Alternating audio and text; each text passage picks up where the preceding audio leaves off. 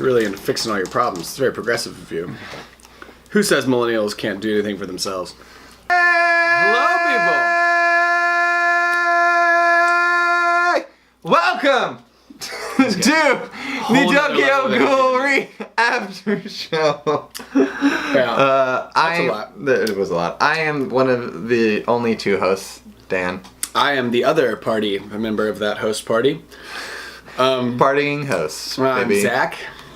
And yeah, we're going to be talking about Tokyo Ghoul episode 8. Oh my god, we're on 8 He already? Who Writhes. Is that it? Is that what it's called? I don't remember. I don't actually pay attention to It was the a dark titles. little title. I liked it. Yeah. He Who Writhes. He who writes. It does sound dirty.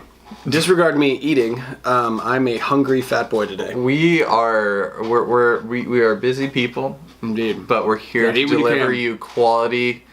Let me rephrase that: aggressively good quality content. Indeed. We're going to force feed it to you.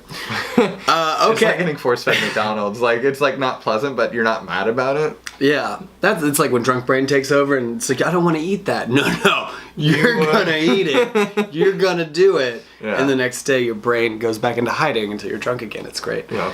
Anywho, so this episode, me and him have not spoken about this episode at all. No. So this will be new for us, just like you. Yeah. Was it new for you like it was for me? I don't know. We're gonna find out. So generally, this episode to me, just a very basic overview here. I really liked how they introduced this art or this arc. They're like really digging in fast. There's awesome character stuff for me. I enjoyed this episode very much. Mm-hmm. And yeah, like there's a lot to get into. It was good. It's an introductory episode. You brought in a lot of new characters, some of which people have kind of seen before but not known much about, and you got a lot more involvement here. So there wasn't as much like character development from the people we know. No, it introduced an entire family of ghouls that we had inklings of, but you know, in a very classic Tokyo Ghoul style. You know, the one of the characters has we get to see a much deeper depth to that character and their life, and that character being Tsukiyama today, even though, well, not today, but a couple days ago, whatever. Tsukiyama, who, as you can see, has a whole family and clan and a high society ghoul. This is like the first time that we get a glimpse into like the high society of ghouls, like this upper tier, because before we thought it was all just like regular people hiding in the shadows, you know, just trying to get by, and these are people who have capitalized on who they are and are doing really well for themselves. Yeah, they've utilized their nature to become this like empire, the Tsukiyama family and the Rosewald family, which seems to be kind of, I feel like they're related. He says they're related by blood, but it kind of feels like the Rosewald family like serves the Tsukiyamas, and that's like they're almost like in a. It's like Naruto and Neji and Hinata, the two clans kind of a thing. Exactly. And so one is basically made just to, and it seems like they go out and they feed the Tsukiyamas. The Tsukiyamas don't seem to have to do much themselves because they have the Rosewalds. But there's a mutual like caring for each other. Yeah, like it's not it's like it's a symbiotic relationship. The Rosewalds go out and they get the food and stuff like that, and then the Tsukiyamas take care house them, clothe them, make sure that they are protected from they could be living that awful ghoul life that they don't have to. Which is cool. And so once again, you're learning about these types of families, which is awesome. But before we get into the simple characters, one thing that to me the biggest standout was I feel like the art was better in this episode than it's been all season. Yes, the fighting was better. The animation was better. No, Emily and I were sitting watching it, and we legit sat there and were like, this is like, I'm like, this is the fighting animation that we were used to. I've been expecting. Yeah.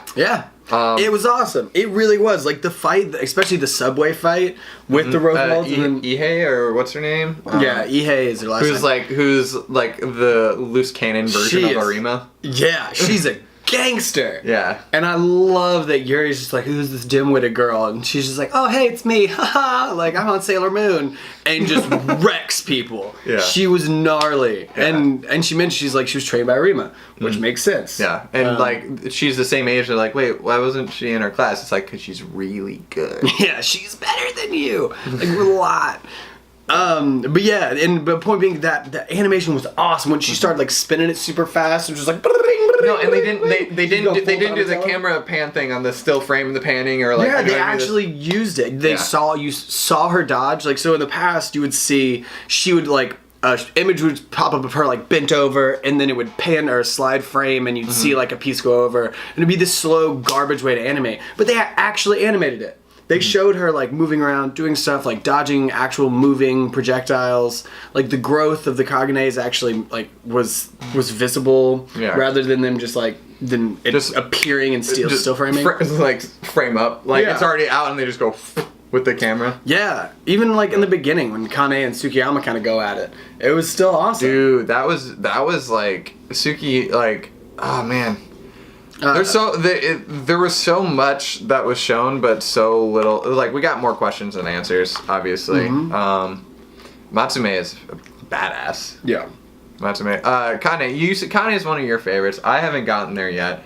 I feel like he's kind of like is the way that they're portraying him in the anime the same as the manga, because I'm sitting here and I'm like I kind of don't like him. I feel like he's one of those characters who thinks highly of his like prowess and powers, although he was able to subdue a weakened Tsukiyama, but still he seems like he holds himself in high regard, and that I feel like he's gonna make mistakes. Like this is without going into like spoiler territory and such, like there's kind of Kane and Kane 2.0, and you don't know 2.0 yet. No. So like that's just kind of it. Like I like him because there is I will say, so they're portraying him pretty accurately. They are making him look like more of a bitch in the show.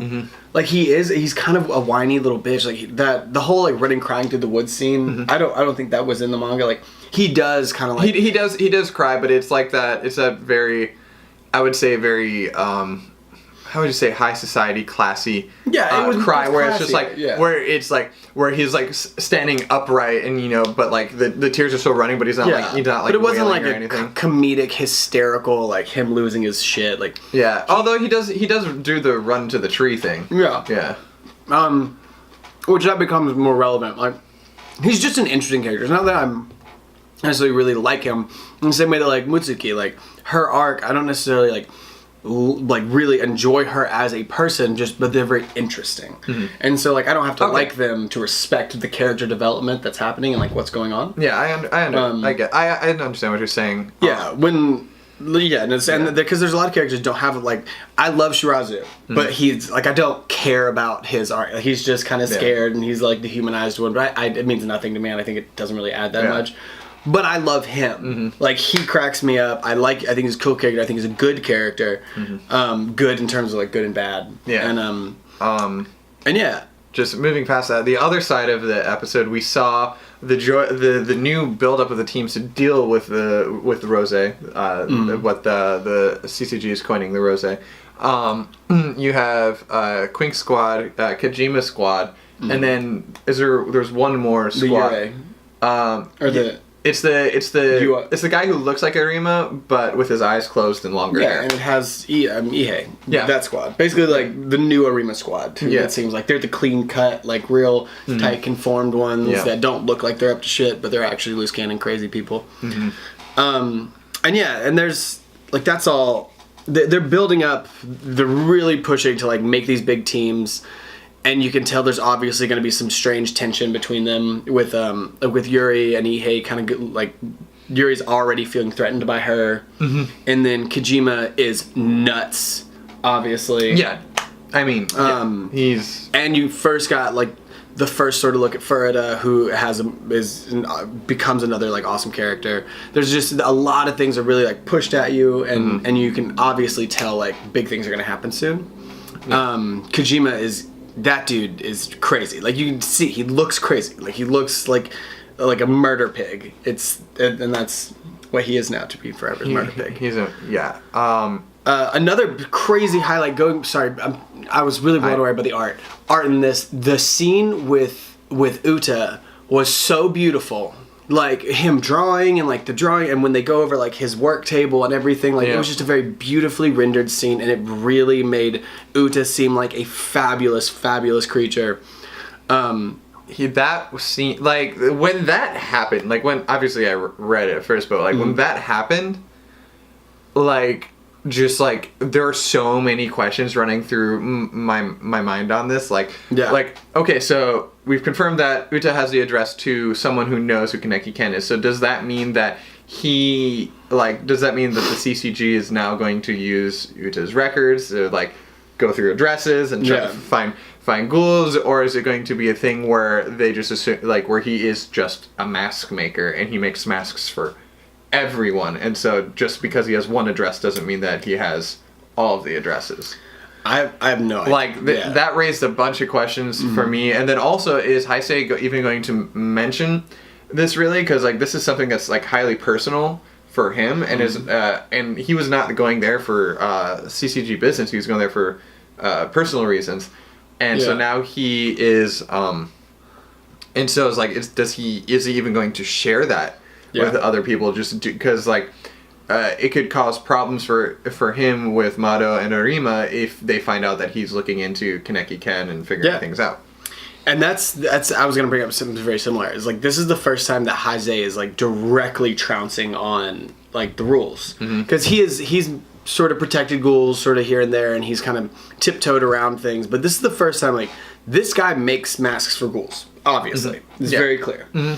And the guy even has his eyes painted black, which is like an obvious homage to ghouls, whether he is or isn't one. I'm sure Heisei probably assumes that he might be. But Heisei, even like walking there, when he's like, why am I defending ghouls? Like, what am I doing? And then he walks into the shop, meets him, and the guy's like, yeah, no, you can have it. And like, Heisei's now, like, working for the CCG. If you walked in there and had these questions and did these things, you would instantly flag it, send people in. Like, it's like that's just the way that works. Exactly. And so that's like, if you have that connection and you actually are working with the CCG, you'd have something to do. You're honor bound to do this. And Heisei, while he's super nice, he still seems pretty honorable and diligent in whatever he believes in. So now the fact that he chose to just sort of run with all this, he's gone down there. He fell all the way down the rabbit hole, and now he's just lost. And he really doesn't know. And he's even looking to the sky, like, now asking, like, this who am I general, like, just, I need something to tell me who I am. And thus, you find your way into a mask shop with the mask of the one eye, or the eye patch ghoul. Yeah, and then, do you think Uta knows Sen Takasuki is Eto? Do you think that's that's knowledge that he has? Or because I don't think he does. I think there's two people that have made that connection. It's one for sure is Hinami. Because I don't know if it was in the anime, but at least for sure in the manga, after Kaneki went missing, she reached out to Sen because and then she started, and then that's how she ended up in Aogiri Tree. It's a difficult question, because then it runs into, like, who's actually leading Aogiri Tree. Ooh, yeah, because we had that scene with Tatara and Ayato. Which was another gangster scene. The Tatara find looks scary. That little Dragon Ball Z move. Where I was like, ooh, that motherfucker's fast. Instant transmission, yeah. But so, it comes down to who's in charge, because, like, Eto was the one that was in charge. She led it. It became very clear. And I assume that while she goes out in her raps, like, I assume they probably know. Like, there's... That who knows? All of them. Oh, I mean, it's been years that they know that Sen is. Yeah. Okay. Yeah. Because keep in mind. I mean, I'm sure the higher ups do. I would think maybe Ayato knows. But I would say, like, the underlings don't have a clue, but the higher ups. But the thing is like, I feel like she does a decent enough job where even if someone were to make the connection, there's not. It's like Bruce Wayne being Batman. It's like, people know Bruce Wayne is probably Batman, but there's nothing that, like, directly ties that connection, kind of a thing. I don't know, that's interesting. Because, I mean, what would the point be to hide it from them? Because, like, the reason she writes as a human is she is, like, because their goal, their big overarching thing was always this, like, break from the birdcage, like, break down the walls, break down the divides, do all this shit. And in a very, very aggressive and mean way, but yes. But with her, like, I don't know. That's weird. I have no idea. But Uta knows a lot of stuff. Keep in mind, his best friend is the information dealer, who may or may not be around anymore. We don't know after the Antico fight. Yeah. But yeah, like, the girl. the girl at the bar. She owns the bar. Like That's right. she was like, what are they, like the black foxes? It was the foxes and gorillas or something. Was she? No, I don't think she was one of them. I think there was a I am mixing them up. the hound that worked Yeah. at the coffee shop, and then the girl who had the bar. I just mixed them up. Yeah. Yeah, the girl at the bar, whatever. I don't know where she's at. Yeah, we She's so we awesome. haven't seen her. Is she a clown? Me? Well, she was laughing with him at the end of was it? It wasn't in the anime. It was in the manga. Yeah. Yeah. Yes. Well, there's so much to go through in this episode. This is one like you kind of. It's difficult to run through just like what happens. There's about 5 different plot threads. Mm-hmm. They're doing what they've normally done, to where they're setting up all these pins to be knocked down here in a little while. Yeah.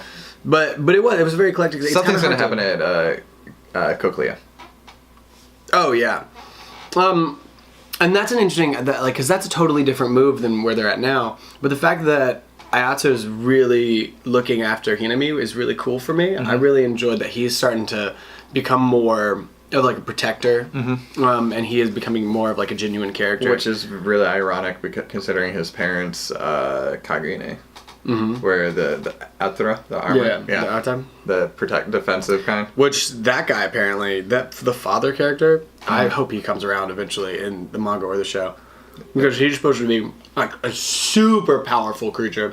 Ayato's dad? Yeah, Wow. I mean, Hikimon, they make like he lives like super armored Kage, and they when they said in the first season, when his wife got taken, that he went on like a killing spree, and they said it took like 150 CC agents to bring him down.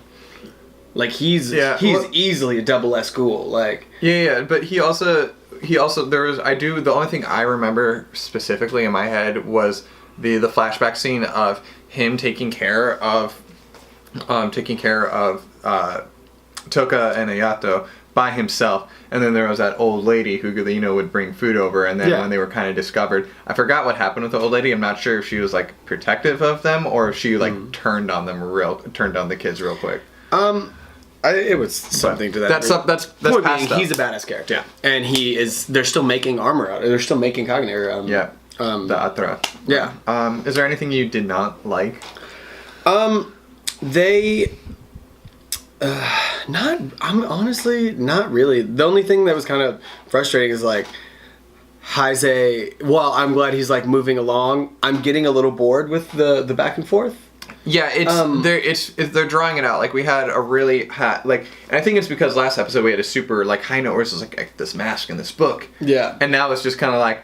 Yeah. But even it's been since episode 2, like you've had this kind of back and forth, and I kind of want it to move along, because that was the only part of the episode where when he is walking around, he's like, "Who am I? Like, why am I helping ghouls? Why am I sad about this?" He brings a Coke to his buddies, like, "Here's a Coke, man. There's a polar bear over there." It's like it was a cola, not a Coke. Yeah. But point being, like, I found myself kind of drifting, just being like, I don't care about your story right now. Like, just, there's so many other really good stories that are really progressive, like, doing some crazy shit, and I don't really want to watch Heise just stare into the sun and wonder who he is as a person. I do that enough myself. I would agree with that. Yes, but, like, because even with the Uta and Heise scene, I would say that I was more invested in Uta than I was in Heise over that. Absolutely. But Microsoft, though. I would agree with that. Things that I did not like, not too, just while I did enjoy this episode, I found it a little bit dirtily, because it just like you said, we were getting a lot of information thrown at us. The most exciting part was the fight with the Roswalds and Kojima Squad. Yeah. And but other than that, it was just kind of dirtily. Not a bad thing, but it just was the one thing I didn't care for. Yeah. There was just a lot of soft piano. A lot of soft piano scenes. Yeah, and we didn't really get, usually, at least in every episode, we've had some sort of like shock factor a little bit. Like last episode, we had the mask and we had Shiraju's sister, where we're just like, what? But this one was just kind of like the Uta scene was supposed to be that, but it was just kind of like, Yeah. I agree. Yeah. And while, like, I'm so excited for Tsukiyama to come back, like, it is, I almost feel like Kanye in a way watching it, where I'm just like, like, that's not my Tsukiyama. Like, I don't want to watch this. That's not the guy I love. As Emily has said repeatedly throughout the season, # not my boyfriend. Yes, exactly. Yeah, and so and that's about it. Like, I'm excited to move on from where we're at because the show is at a position to where it can start becoming something very interesting and very cool. There's a lot. I would say the one thing that this episode did do well was create tension.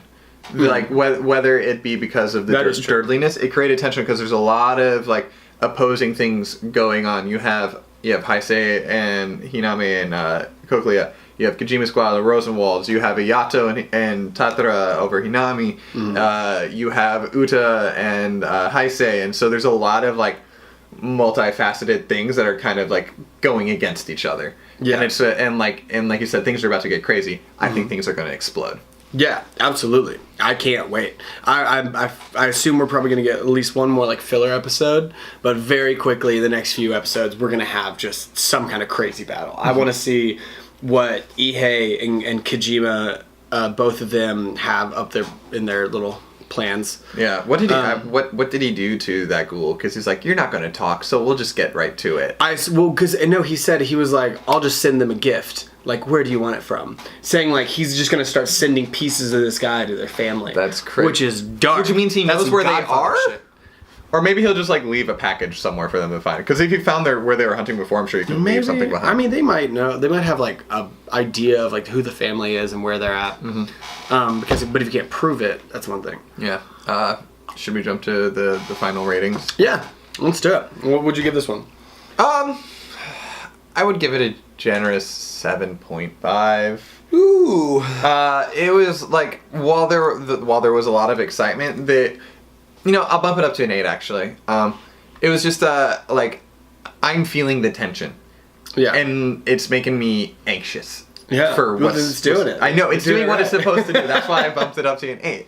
It's like it's doing what it's supposed to do. And like the thing is like, but I feel like if I get one, you think we're gonna get one more filler? If we get one more filler without something significant happening, I'm gonna be really mad because like it's just gonna be frustrating. It's just like, when's it gonna happen? Yeah. So I know, I get it, I understand. I'll go like 8.5. I'm gonna go 8.5 mainly because I'm so happy that I finally got an episode with good art and animation.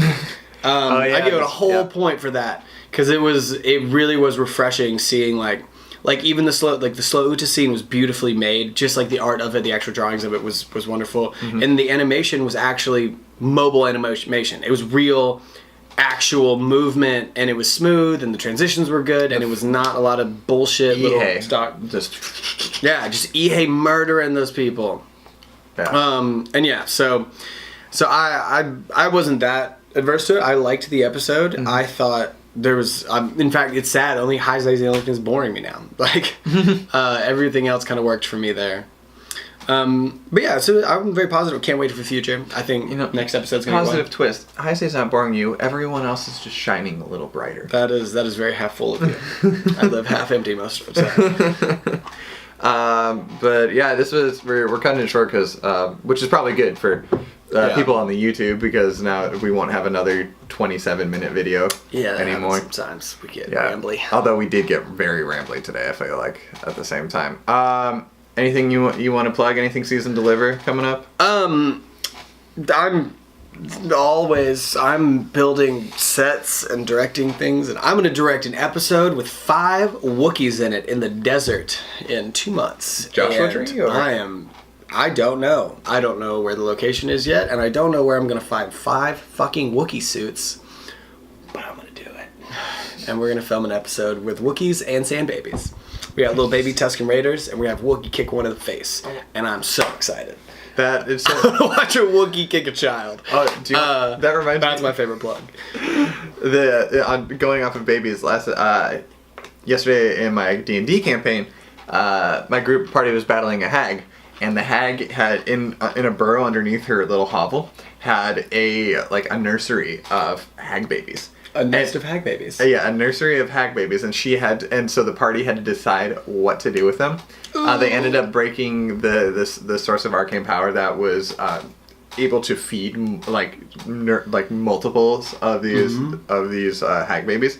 They broke it, and then water came down from this pond above and just drowned You drowned a bunch of babies? I didn't drown the babies. Ooh!